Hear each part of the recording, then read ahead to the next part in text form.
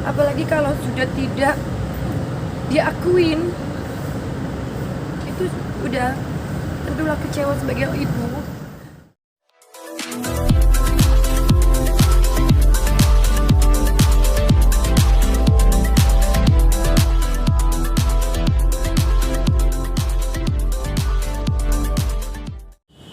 Kan dengan adanya pelaporan seperti ini artinya kan nama Fred sendiri terbawa nih di kepolisian gitu.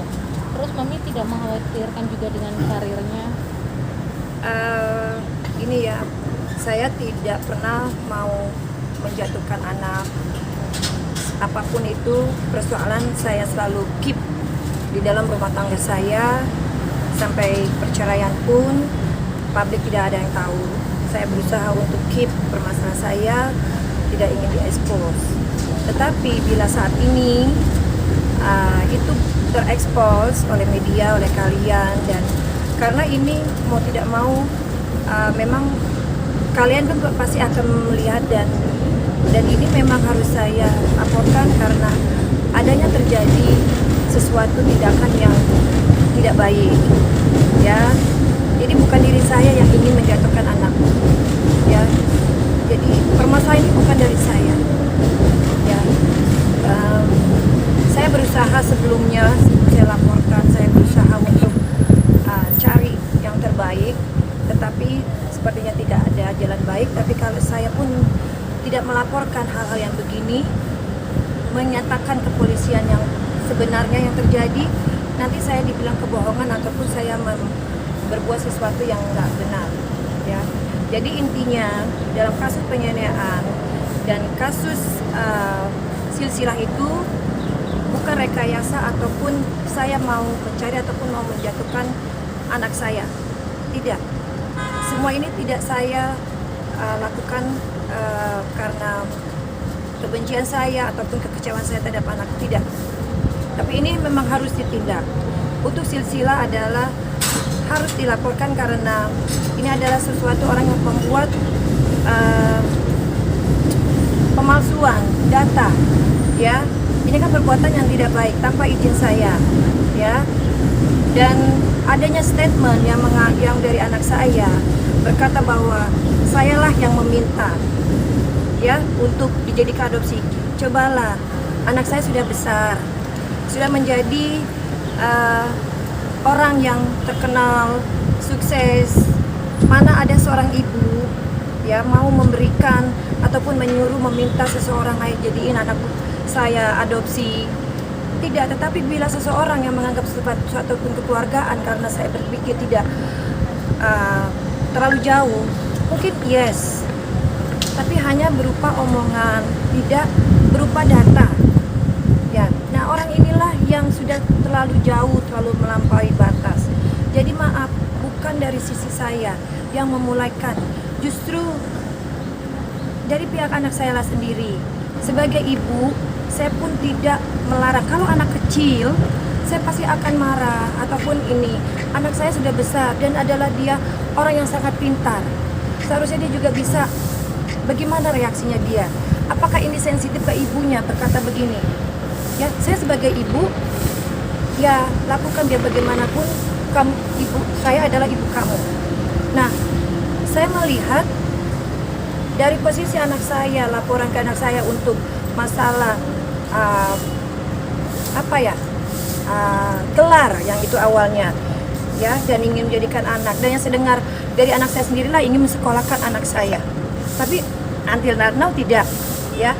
Saya melihat dan menunggu feedback dari pihak yang menginginkan anak saya. Nah, sebagai ibu, saya bukan orang yang bodoh. Saya mentelusuri diam-diam, meladenkan dari kedua belah pihak ini, antara anak saya dan Ibu Nongki. Saya bukan orang yang bodoh, tapi saya tidak mau marah ataupun melarang antara anak saya dan ini. Tentu bagaimana cara saya untuk mengkhawatirkan apakah ini terjadi, bagaimana ini nanti belakangannya. Nah, terbuktilah adanya surat, ya, dan itu yang sebenarnya sudah melanggar. Saya tidak tahu apakah anak saya memberikan, ya, ataupun intinya saya tidak pernah memberikan ataupun menandatangani sesuatu dokumen untuk mengadopsi. Untuk mengadopsi pasti ada prosedur. Di sini tidak ada. Jangankan surat menyurat, pihak kerajaan ataupun pihak Nongki menginginkan anak saya sebagai yang sopan, harusnya bagaimana etikatnya. Kalau Nongkinya pun tidak ada di Indonesia, dia bisa memutuskan perwakilannya. Itu kan kalau yang benar.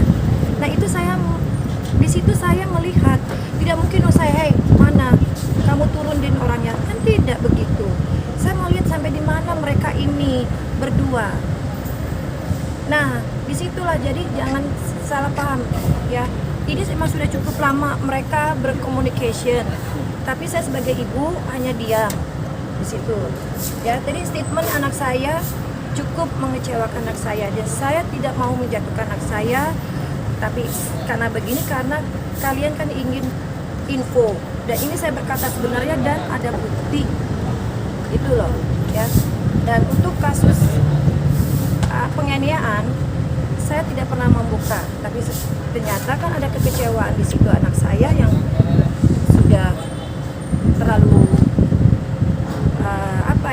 sudah tidak menghargai saya lagi sebagai ibunya ya. Biar bagaimanapun kita saling ribut ya haruslah bagaimana ya gitu. Mami, maaf nih sebelumnya nih. Mami rasa kecewa apa sih ini saat misalkan si kakak tuh sekarang tidak mengakui Mami sebagai ibunya dengan seperti itu nih? Kalau kekecewaan saya, kekecewaan saya rasa sama seperti ibu-ibu di dunia ini. Bila seorang anak yang sudah sukses, jangankan untuk tidak mengakui, bila tidak disapa ataupun ditegur ataupun di say hello, bagaimana keadaannya, ataupun kamu sudah makan, itu juga gimana rasanya. Apalagi kalau sudah tidak diakuin, itu udah tentulah kecewa sebagai ibu. Tapi lambat laun saya mencoba untuk bersabar dan ikhlas. Semua ini saya serahkan ke Tuhan, dan semoga anak saya ada perubahan, dibukakan mata hatinya. Tentu saya terserah, saya berdoa terus, tidak pernah putus, agar dikasih jalan yang terbaik diri saya dan anak saya untuk bisa balik dan terbuka mata hatinya. Itu saya tetap biar bagaimanapun anak saya melukai hati saya sebagai orang tua, manusia biasa, tentu saya memaafkan. Tuhan aja Maha Pencipta pun memaafkan sama umatnya yang sudah keterlaluan ataupun banyak berdosa. Apalagi saya lah seorang ibu yang melahirkan dia. Ini kan titipan Tuhan. Jadi saya pasrah, saya balik lagi ke Tuhan. Semua itu adalah Tuhan yang ngatur, dari rezeki, semua anak, semua itu adalah titipan. Mami terakhir komunikasi kapan, Mami? Kangen gak sih ini sama Fred nih sendiri ini sekarang? Kangen sama Fred seperti apa sih? Kangennya, kerinduannya seperti apa? Kerinduan Mami. Dan terakhir komunikasi, Mi? Terakhir komunikasi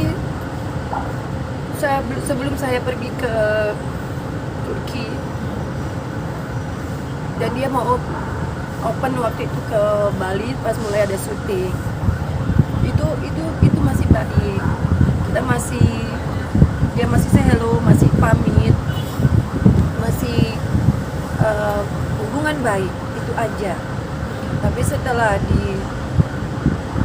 ada keributan, saya ingin holiday dengan saya sendiri, dengan terlibatnya Ibu N ini di dalam kehidupan kita, itu terus berubah. Dan dengan kedekatan anak saya dengan my ex, ya mungkin ya berubahlah anak saya. Ya itu terakhir yang saya berkomunikasi dengan baik sampai kita sama-sama sebelum dia pergi ke Bali untuk mendekor kamar mandinya, saya pun pergi dengan dia. Dan saya berusaha mengikuti kemauan dia untuk apa yang dia minta. Dan saya berharap dia pulang pada saat itu dengan hati yang senang karena saya sudah membereskan kamar-kamarnya dia dengan tangan saya sendiri. Ya ternyata dugaan saya itu tidak apa yang saya pikirkan. Ya malah yang terakhir itulah yang pulang. Ya dia pulang dari syuting hanya saya dicuekin itu. Dari Jogja atau apa saya nggak tahu, saya kurang tahu itu karena katanya dia sebentar break dan itu tidak ada sampahan. Itu setelah ada syuting dan itu masuk ke kamar, saya berpikir dia akan cium tangan dan ucapkan terima kasih, tetapi tidak ada. Dan itulah yang terakhir saya lihat.